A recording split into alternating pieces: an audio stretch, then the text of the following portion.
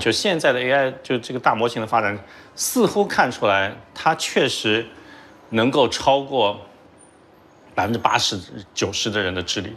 但是要它达到就是1/1000%、1%精英的精英才能够成功的，就它要达到这个水平可能不行。但是呢，要怎么样达到这个水平呢？它似乎也只能随机的试。就它要产生很多很多的 AI 的系统，然后让它经历不同的东西。这个 AI 比如说是这么样长大的，就是这样培训，那个 AI 可能是要去到哈尔滨旅游一下，所以也是个 AI 动物园，不同的动物在里面，就跟人一样嘛，就你还是要养很多的孩子，对吧？然后每个人去有不同的一个经历，随机性在里面，然后突然就会冒出一个天才来，这个你不知道，你也不可预测。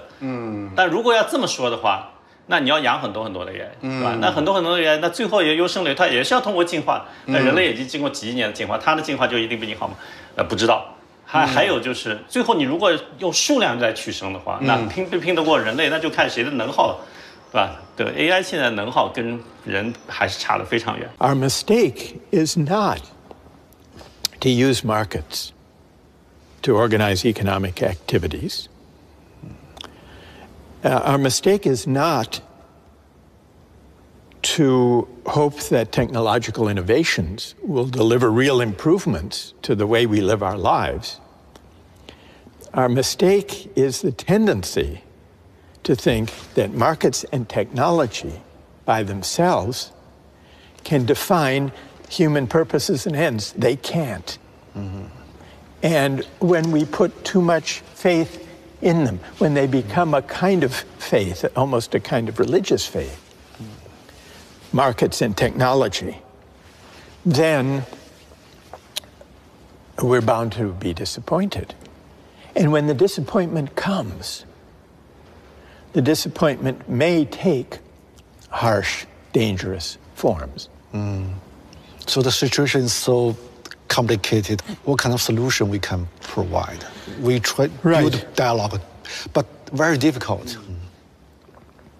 I think we need to focus less on arming people for meritocratic competition and focus more on contending with inequalities of income and wealth, but also inequalities of honor, recognition, and esteem. And this means we have to renew the dignity of work. We have to broaden our conception about what counts as a valuable contribution to the common good.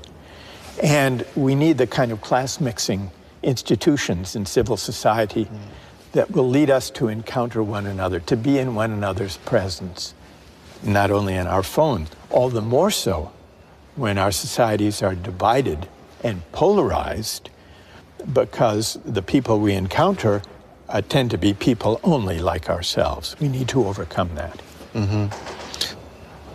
想象未来这件事情，在你的这种思维方式里面占一个什么样的一个部分和角色呢？我觉得未来的更有趣的就是说，你要从这个技术带来这个社会的这个变革，去深层次的想，非常非常难。也确实是最有趣的。就我们知道，这个过去的这些哲学上的一些新的这些变革的话，都是跟科学技术的创新是很有关系的，对吧？这个牛顿出来了以后，出现了这些哲学，然后后来又什么相对论啊、量子力学啊，又出来一种新的哲学。那现在如果是要超越前人，或者是有趣的一个逻辑思考的话，必然要考虑到一些新的元素、新的这个创新的东西，所以也是必然要想象的。就如果我们能够，比如说，我们举一个例子，比如说全部没有隐私了。会出现什么状况？这个社会会出现什么状况？或者说我们能够上传这个灵魂，达到永生的另外一种永生，那会是什么样的状况？那现在最大的冲击，我还是说了，就是人工智能，包括有一些长寿技术等等，会出来以后，会根本上让人们对人性的一个思考。觉得这个永生的技术肯定早晚会到来嘛，到来以后，人类社会会发生根本的变化，这人性会发生变化。这个想到底怎么变化？但是非常难，因为这个你不是真的经历了，不是真的在这个场景下去想象在一个假设的一个情况下去想象这些事情，真的是非常难。哎，我就很好奇，比如你这本小说有声之后，你是怎么写的？对，这个也是一个尝试吧。不，这个主题或这个故事是酝酿很久的，应该对，这个蛮久，对。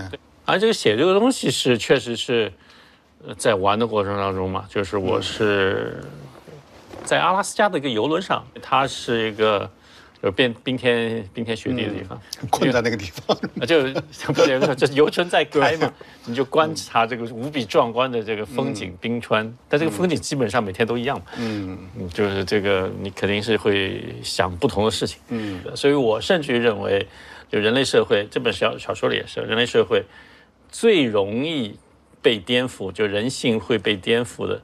最有可能的就是这个永生这个技术，其他的比如说像环保啊，肯定我觉得人类还会解决环保问题，什么人工智能替代人类，我觉得这个也不是人类有足够强的这个能力去防范这些风险。但永生这件事放在人类面前，就是理性的选择，每个人会选择永生，但一旦选择了永生以后，就会出现一些副作用，这个副作用就是这个社会的固化等等这样一些问题，就是创新速度变慢了嘛，就是这个社会出现固化。你会跟踪他们这些新的研发吗？就是你 Peter Thiel 他们就是在搞这个事情吧，寿命不断的延长，或者说可能在我们这代人中我们可以活到150岁之类的。你是觉得你怎么看这种变化？它真的会很快到来吗？我觉得这个是早晚的事因为这个就像人工智能，比人工智能应该容易一点，就人工智能用硅基来达到这个碳基的这样的一种水平，这个容易一些，因为它这个真的是要模拟完全碳基的话，它要把人类的这个脑子的一个机理完全搞明白，那这个是一个比较复杂。那永生这件事，它不需要完全搞明白，它只要是就撞上了某几个按钮，或者是某几个机制，你可能有100个机制，你可能只是打通了99个机制，那你还不能说永生，你可能只是延长到了200岁、300岁。但是如果你真正的，也不可能是个无限，对吧？这可能是这个几百个这样的一个障碍解除了以后，人就是能永生。当然不一定是说我们能看得到，那我们可能是最后一代。有人说我们可能是最后一代还会死的人但是真正这个社会达到永生以后，这个会变成什么样？这是非常一个有趣的话题，这个是跟人类的这个对吧？因为真正颠覆了这个进化嘛，也就是我们前面在讨论人性，人跟机器的差别，人就是会生会死嘛，如果人不生不死了，就不死的话，也就是说你不需要生了，除非是我们太空旅行，能够到其他星球去，那是另外一回事。如果是还是在地球上的话，那你肯定是也不需要生了。那不生不死的话，那人性就发生了根本的一个变化。所以这个就是也是一个哲学问题，也就怎么样思考这个问题。就现在当然是大家更多的，就一般的人都是还是会这个赚钱是一个最重要的。就理性的话，怎么样把它的利益最大化，这个是最重要。赚最多的钱，这个还是可以解释70%-80%的现象。但未来更多的这个意义感，可能还是会占越来越大的一个比例。就到底什么东西是人去追求的，或者是说愿意花更多的钱、更多的时间去追求的，这个是不光是牵涉到这个钱的问题，还有我刚才说的所有这些创新对人性的一个影响。意识到就是比较稍微清晰一点，意识到这一点是大概什么时间？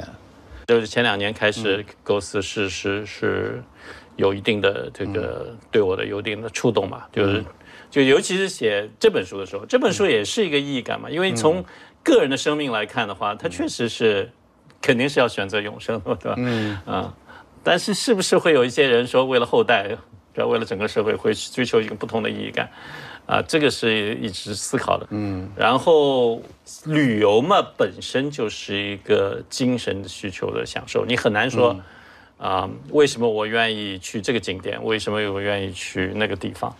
这个就是要精神层面的一个这个考虑，当然也是个经济考虑了。但是这个精神的需求，就是它不是完全是按照这个经济理论可以解释的所以这个是经济理论也可以解释，但是把这个精神需求作为一个黑盒，你要进一步去看这个黑盒往往最后是到这个人性的这个理解，有一些是高级的需求。研究到各种激素研究到人的这个进化过来的他的这个本能的需求，就感觉后来我们的本能精神都可以被量化了，马上这个没那么容易，没那么容易。永生对你有吸引力吗？ In fact, the idea of human presence and why it matters is one of the most important questions posed by new technologies and AI. It's another way of asking the questions we've been discussing just now. What is there about human presence that matters? I've thought about this in connection with teaching because, as you know, we did an experiment some years ago and filmed and put the justice class online. Yeah. And we did it as an experiment. We did it to show that higher education should be a public resource, not just a private privilege. We had no idea what would come of it. We certainly didn't imagine that tens of millions of people would want to watch it, which is what happened, to watch lectures about philosophy. But it did raise the question then about what am I doing here in Sanders Theater at Harvard? If people can watch online, is there a difference between attending a class or a discussion or a dialogue virtually, online, and in person? And now it may depend on the subject. Some of my colleagues have made attendance at their lectures optional if they have video recorded ones. They say, well, you can watch it and get the content. You can learn the information from the lecture sitting at home in your pajamas in bed, as well as sitting in the classroom. I don't see it that way, at least for my subject, because being here, sitting here and listening and engaging and wondering and puzzling and laughing and responding, I see that as something that is very difficult to replicate digitally. And yet, I'm interested in doing more and more experiments to see if we can create platforms for public discourse and dialogue, including global public discourse. I think we should explore that, in part because if we don't do it deliberately, then this entire technological apparatus and social media will simply be what we have today, which is a highly polarizing, mind-numbing, commercially driven form of communication that takes us further and further away from a healthy civic life. So I want to do experiments to create platforms for global discussion using the internet, using new technologies. But I don't think it will ever be possible fully to replace the human presence that learning at its best and dialogue at its best requires. But do you think that's just a traditional old-fashioned view, maybe? I agree. I totally you agree with that? But but it's paradox because you mentioned in a classroom, in a theater. Yeah. You mentioned in one interview said, in Beijing, a taxi driver told you he watched your video. He told a colleague of mine. Yeah. You know, maybe for the Beijing taxi driver, for that moment, even very long distance from here, but he feel so intimate with your point of view, maybe more than the student here. Maybe. Yeah. Well, this was a thrilling, when I heard this story, that a Beijing taxi driver had been watching my lectures on justice. And he said his family was watching with him. This, for me, this single story was a reward, one of the greatest rewards I've experienced since we did this project. And So I think it's important to use technology to open access and to promote discussion and learning and mutual learning, and to try to go further to create back and forth dialogue, not just diffusing material, but enabling people to discuss across great distances. And yet, if that were all there was to human connection, then I think we would lose something. I think we would lose something. In fact, I would go further. I think part of what makes watching justice online compelling for that taxi driver in Beijing or anyone else is that what they are watching is not just me standing giving a lecture. Right. They are watching actual engagement in person. And that's part of what makes it compelling. Yeah, I you're think. right. You're quite right. Yeah. Would you agree? Yeah. Quite right. Yeah.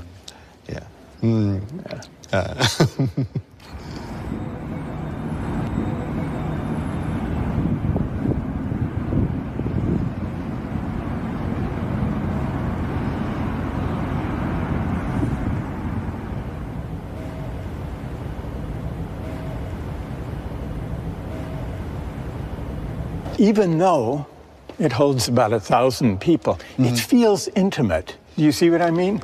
Yeah. Because it's banked, and people who are speaking can see one another.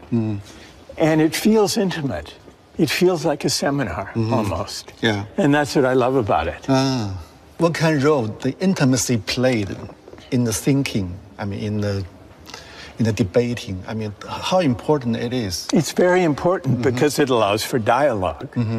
What the intimacy creates is a sense of community and gradually building trust, where people can disagree with one another, but still with civility and mutual respect, and learn together. That's really the idea, to learn together. I'll put a question to students, and it's a kind of journey together. But there's no guarantee that the student who raises her hand or his hand will offer the argument or the idea that I'm expecting. Sometimes the unexpected can lead in very interesting directions. Other times, sometimes like chaos. Well, yeah, sometimes chaos to emerge. So which part is most difficult? It's a journey. Sometimes journey is boring. Sometimes journey is very exciting. Sometimes dangerous. Yes. Well, the most dangerous, that's the easier part to answer. The most dangerous moments, but in some ways the most important moments, are the ones where the questions we're discussing come closest to the personal feelings and convictions of students. And those are the dangerous moments, but they can also be the most revealing and clarifying moments. What I try to do when I teach is to bring philosophy down to earth, to show students how they have a stake in what famous philosophers of the past have written. Philosophy does not only reside in the heavens, far beyond the world in which we live. It inhabits the city. It informs our everyday life. How does this kind of experience change your maybe scientific training? Because I haven't had scientific training. I'm much more romantic than a scientist. Yeah, actually, you're a romance-driven person, actually. Scientific method, the way I use it's fine, but scientific method, being objective and cold, that's led to a lot of cruelty. Your animals are just subjects. I was told we were not part of the animal kingdom, we're separate. That's rubbish.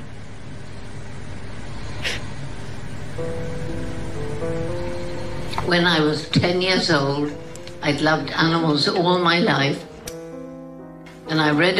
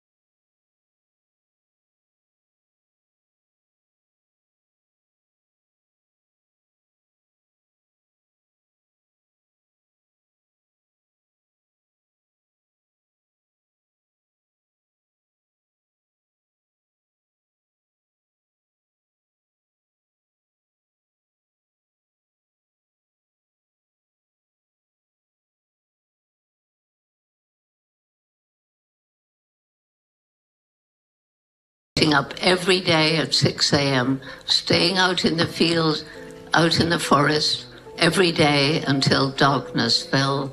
And it was in this way that I gained the trust of the chimpanzees.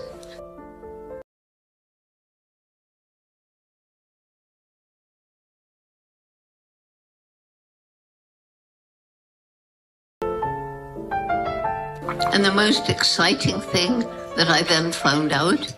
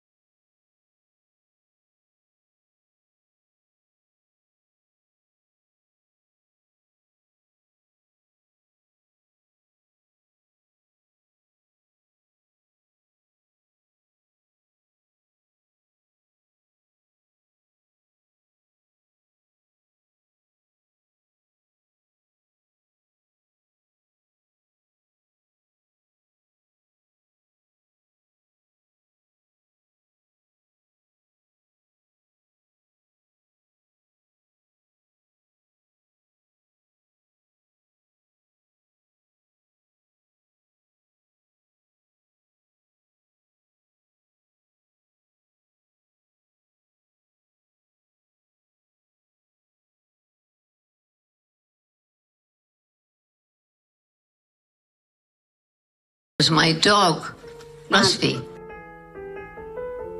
You can't share your life with any kind of animal and not know we are not the only beings on the planet with personalities, minds, and emotions.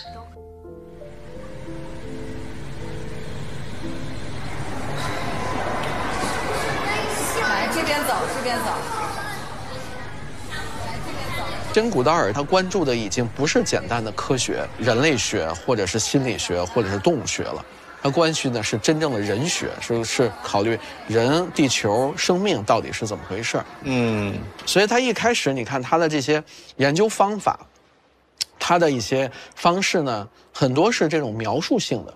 他甚至给那个动物要起名字，所以那个当时就很多教授就提出的最大质疑是：你不能富有你自己的感情，你去给动物起名字，你去说他们有感情。在他们很多当时的这些科学家来讲，实际上是认为动物就是一个就是低人一等的东西嘛，是吧？这种描述性的东西的话呢，往往就不容易被科学界所接受。他认为你没法去论证它，你只是说你感觉他有感情，你何以证明他有感情？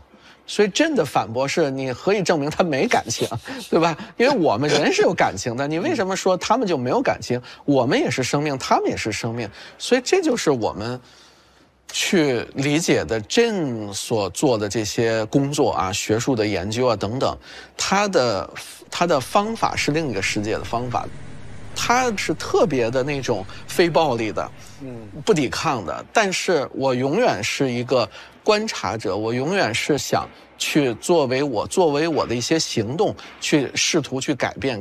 他不断的强调我们应该去改变。其实他身上的文学性挺强的。对，在我看来，科学发展到一定阶段，它也像中世纪那个黑暗的那个宗教时期，在我看来也是这样的。好像科学就是真理。然后呢，珍·古道尔的话呢，他实际上是在努力改变一些科学禁锢你的东西，因为真正认定动物是有思想、有意识、有复杂行为的。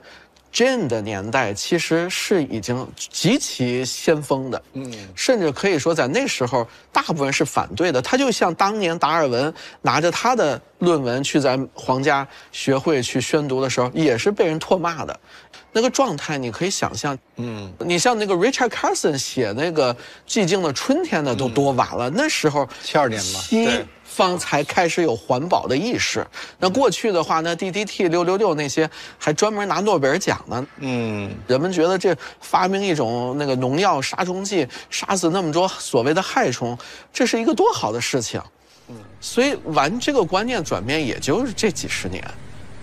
所以正在他的那个年代，他大胆地提出动物是有共情的，是有感情的，是有交流的，甚至有思想的，那个是很前卫、很超前的。所以在他那个年代一直是被反对的，到今天，甚至科学的主流都不会接纳他。所以某种上，这还是就他们的就是异端。我觉得是这样。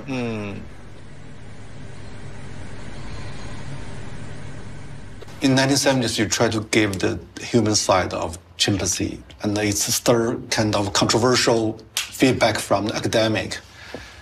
Well, yeah, same as people. Yeah. Yeah. Well, actually, I wasn't surprised, but I knew that it was going to cause a great, surprise to the scientific community. Because we were defined as man, the toolmaker. Only humans could use and make tools. That was the big dividing. One scientist even said I must have taught them, which would have been brilliant since they were still running away from me. How I was supposed to teach them, I don't know. So David changed everything. David Graybeard. He changed everything. David Graybeard using tools, which brought in the National Geographic, and money came in. In 60s, 70s, because maybe academics say something, you are cover girl of National Geographic. Yes. You are so angry at time. No. Today you'd sue them, right? Yeah. Yes. But back then it was different. And, the whole feminist movement hadn't started. And all I wanted to do was be out there with the chimps. So I said, well, if I'm getting money from the Geographic to go on the cover because of my legs, thank you, legs. And they were good legs. I mean, let's face it. So in the 1970s, to be a female scientist, what's the feeling? Well, you see, I was unlike most females trying to be scientists. One, I didn't want to be a scientist. I just wanted to learn about chimps, and Leakey made me get my degree because he wanted me to be taken seriously. So, and then, unlike other scientists, most of the time I was just away out in the bush doing my thing. I wasn't wanting a job in a university, so it was different. You have kind of strategy to do something non